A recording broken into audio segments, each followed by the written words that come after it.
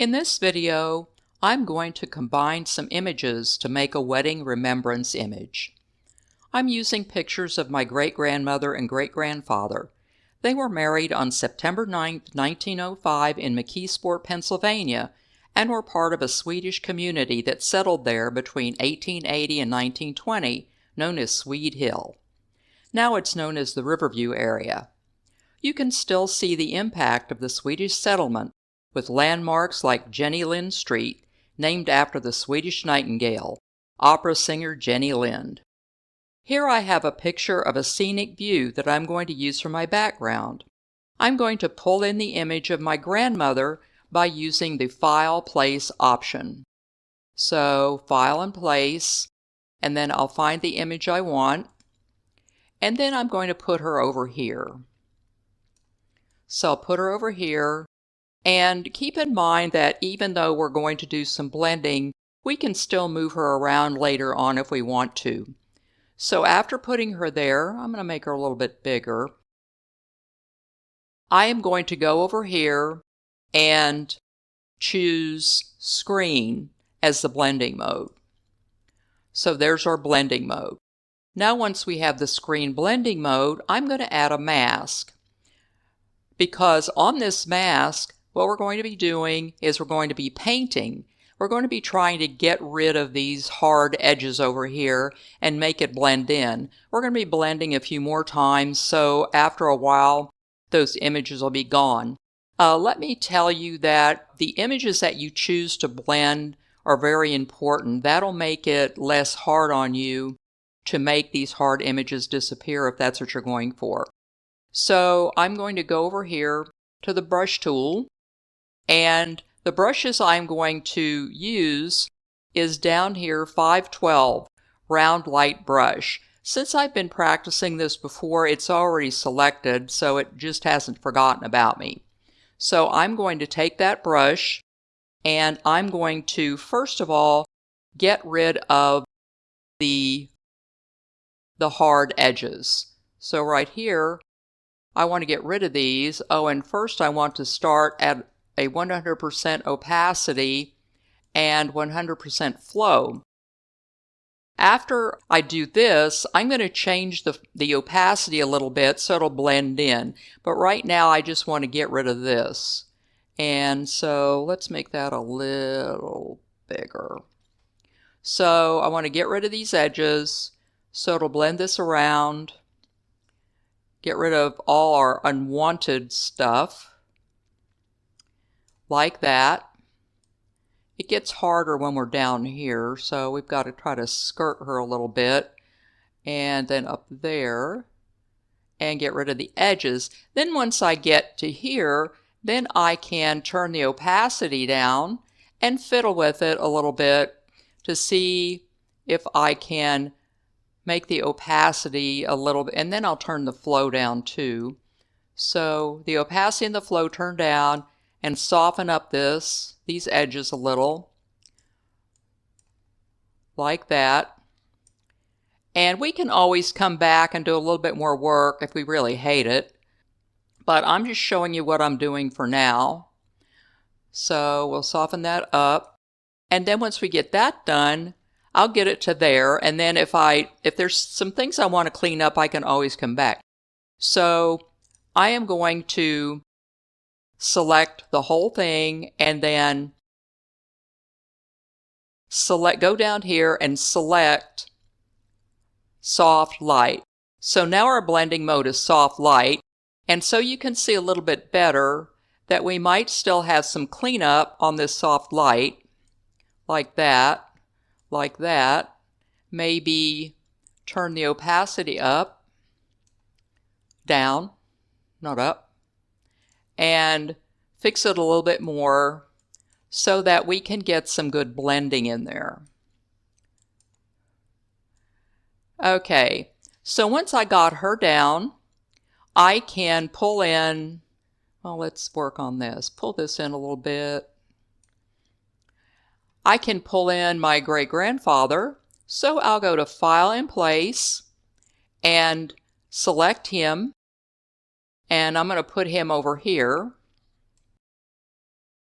up there. And then I'm going to do the same thing for the blending mode. And you're going to find that he's going to be a little bit more problematic. I think the shade of the picture is probably causing that, but you'll see what I mean. Now watch, it won't do that once I said that. So our blending mode again is going to be screen. And we're going to select our brush and then turn the opacity back up to 100% and the flow back up to 100% and get rid of these edges. So we can get rid of all this down here that is going into the mountains. Oh, I forgot to add the mask. I was wondering why it was giving me a message. So we need to back that up and we need to add the mask. The mask is probably one of the most important things here because we're actually painting on the mask. So we're going to, now we have our mask. That's why it was giving me a message. So now with these two set to 100%, we're going to soften up our edges, clean all this up down here off the mountains so we can just get rid of that. And it's harder to see right here than it was on her. And then once I get to this point, I'm going to turn down the opacity to about 50% and then the flow down a little bit. I'm not sure the flow makes that much difference, but I did that anyway. And so we're going to paint over here, so that it'll kind of blend into the background more once we do that. And we can also change the opacity of the picture, but I don't like to do that until the end, until I see where all this is taking me. Okay, so now that we've gotten to there, then I can collapse this, select my great-grandfather, and then I'm going to select soft light. Now this is where I'm going to have to do a little bit more work on him because see, we still have this over here, and so I'm going to need to pull the mask back down and clean this up a little bit. Clean this up. Okay, clean this up, then clean this up around here and do that so that it just blends into the background. It doesn't have to be like the same color as her, although what I might do now that I look at her, or rather him, I might make him a little bigger. Then move him up here. And you'll see that we can keep changing him. And let's see if maybe we want to move the opacity on him down a little bit, and that will soften him up a little bit so that he looks more like her. So I'll just soften him up a little bit, and now we have both of our images blended in. Now I'm going to go File and Place because I want to bring in this couple that's silhouetted, and I'm going to deposit them over here, the dancing couple, and I want them on this side of the sun. No special reason, but I just like them over there. So I'm going to deposit them there, and I think I'm going to leave them on 100% opacity. Okay, so we have our couple, and we have my great-grandparents, and now we need to bring in an overlay. I'm going to use an overlay on this one, and it is called Fog. So I'm going to bring in this fog overlay. I didn't really decide. I go back and forth deciding whether I'm going to use this overlay or not, but I really think it gives it an ethereal look that I really like. The blending mode we're going to use is going to be linear burn. So I'm going to put a linear burn on this, and after clicking out on it, I want to adjust, the opacity down a little bit. I changed my mind about this because I really wanted the sharp colors to be in there, but if you turn the opacity down, it's sort of, probably because the color burns on it. So I go back and forth. I think I'm going to set it about right there. Now there's all these other blending modes you can do, and I always change my mind. I've got lighten, well, I don't want to do that, screen, color dodge, but in the end I decided to stick with linear burn because I wanted it to stand out without, well, standing out too much. So now we've got my great-grandparents in there, and they're blended in kind of nicely, and we've got the dancing couple down there. So the last thing I'm going to do is I want to fancy this up a little bit by putting in some text.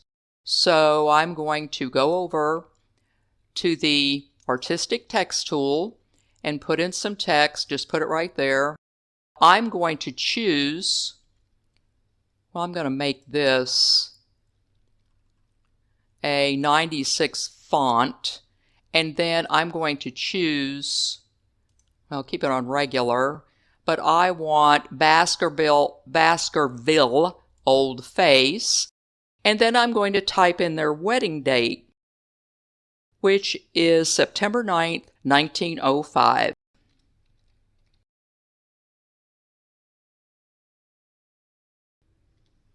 So September 9th, 1905, and then to center it, I'll turn on snapping and move it until it snaps to the center. Right there. So it's just in the center of this document. Okay. Now, obviously, this is dull and boring, so I want to add some effects. So I'm going to go down here, make sure it's selected, don't have the wrong layer selected. I'm going to click Effects and then go up here, and I want a bevel emboss. So on the bevel and emboss, I'm going to have it set to 5 pixels. And I don't know why, but this always defaults to 5 pixels. I guess that's kind of a common radius for embossing. The other thing I'm going to do is I'm going to add 3D. And for the 3D, I want to have a radius of about 18. So I can just type that in there. Radius of about 18. So we'll say, okay. So 18 for the radius on 3D, and then I want an outer shadow. So I'll select outer shadow. Now remember, when you come into layer effects, you not only have to click the box, but you have to click the rectangle, or else the correct menu won't show up. So make sure that you remember that. So I want an outer shadow, and for the blend, I want it to be linear light. Where are you?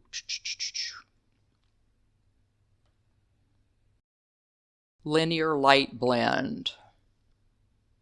There you are. Linear light blend, and an opacity of 50%, which is already there. A radius of 12. So 12. And then an offset of 12. The offset is so that the shadow is offset from the regular text. So I can enter that, and then once we have all this where we want it, we can close the box. Now for the color, I changed my mind about 100,000 times what color I want this text to be. But I tried to make it match the background, but it looks a little bit faded out when I do that. So I decided to just keep it to where it's on black. If you want to change your mind, you can always like go to the color wheel or the swatches. The swatches over here, you have colors, or you can go down to grays down here. And if you click on a gray, it's going to change until it just gets too light for us. So I sort of liked it to be black. We go back to colors, and we can go to swatches or go to the color wheel and move this, whoops, didn't want that, and make this to where it moves down like that, and see how it changes. So you can just alter it any way you want to where you get something that you like. That really doesn't look too bad, but I think I'm going to keep it on black. Okay, so let's take a look around and see if we want to change anything. Even though there are edges on here, I really think they're blended in really nicely because we have that fog overlay, and the same with him. So don't laugh when I say this, but make sure that everything is spelled correctly in your text. I'm always surprised when I see YouTube videos and they have they've spelled their thumbnail incorrectly. And then this, I think we're going to keep that on 100% opacity. I don't think I need to make this any more clear because it's already covered with the fog layer. As far as the fog layer, I think we can safely see if we turn that up. If you turn it down too much, it gets too light, and I don't really. But if you turn it down, the edges go in more. But I think I'm actually going to keep it like about 70. And so this is where I'm going to keep my marriage image blend. I always like the opportunity to use my own photos when I can. It seems more special. Try this out on some of your own photos and see what you can come up with. Remember to like, subscribe, and ring that notification bell to keep up to date on future videos. Check out my Buy Me a Coffee webpage to keep up to date on my latest posts. Buy me a cup if you're so inclined.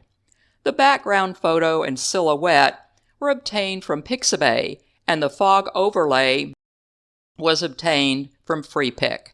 Check them out if you need images for your own projects. I'll leave the web addresses in the description.